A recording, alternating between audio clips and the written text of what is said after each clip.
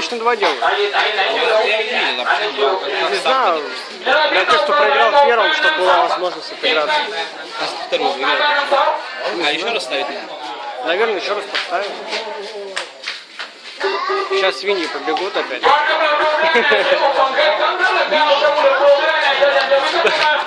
Если бы туда вьетнамцев запустили бы, веселее было.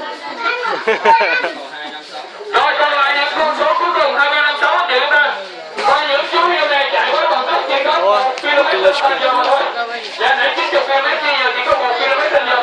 Что он говорит, переведи.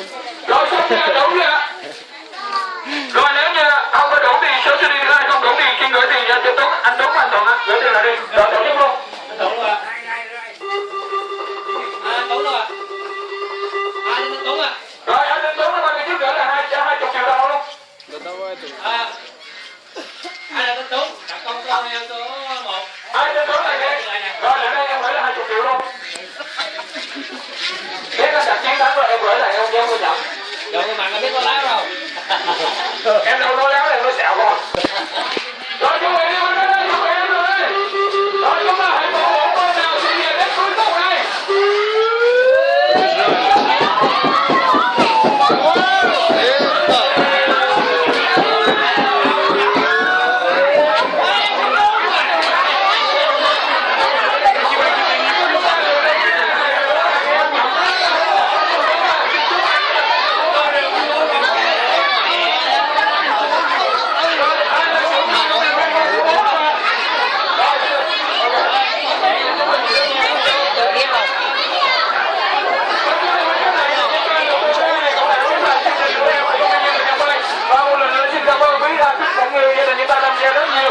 Và ngay bây giờ xin mời các chúng ta di chuyển đến khu vực tham quan đại biểu của chúng ta di chuyển đến khu vực tham quan.